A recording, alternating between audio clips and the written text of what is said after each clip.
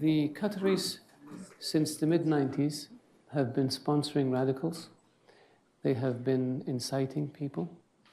They have become a base for the leadership for the Muslim Brotherhood. And the Muslim Brotherhood, you have to keep in mind, is what begot us Takfir and Hijrah, which begot us Al-Qaeda, which begot us Al-Nusra.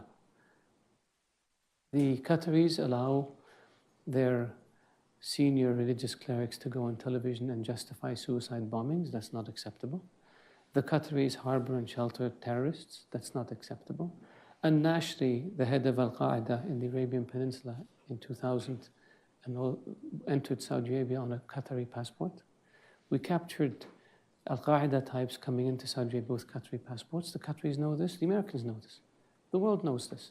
The Qataris are funding dissidents in the Emirates and Bahrain and Saudi Arabia and in Kuwait in order to cause problems for those governments and to create instability.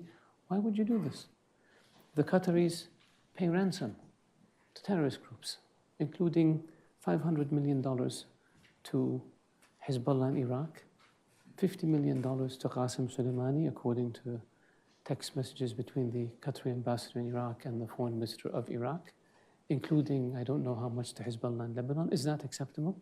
If we gave $1 to Hezbollah in Iraq, we'd be sued in a court down the street.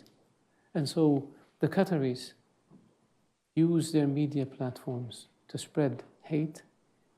The Qataris send weapons to Al-Qaeda affiliated militias in Libya. The Qatari Emir was conniving with Gaddafi on how to overthrow Saudi Arabia. The Qataris connected Gaddafi with a Saudi dissident in London who they fund, who connected the Libyans with a group in Mecca with the objective of assassinating the then Crown Prince, later King of Saudi Arabia. Is this acceptable?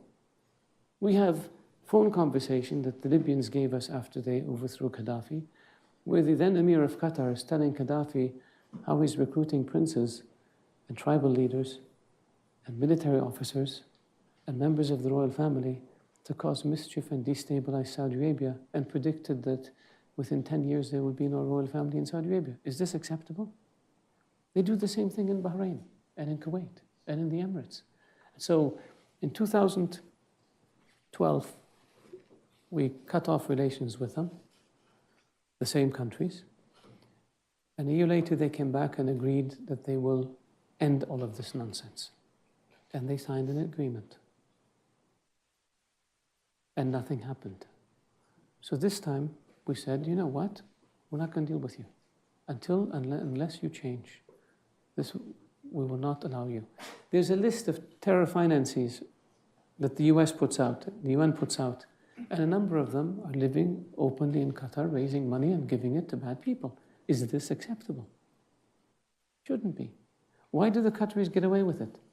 Because I think people see a young country, young leadership, they buy fancy buildings, they have a nice airline, and they think, wow, these guys are really modern. But we have to deal with the dark side that I just explained. And so that's why we said, unless you change, we're not going to deal with you.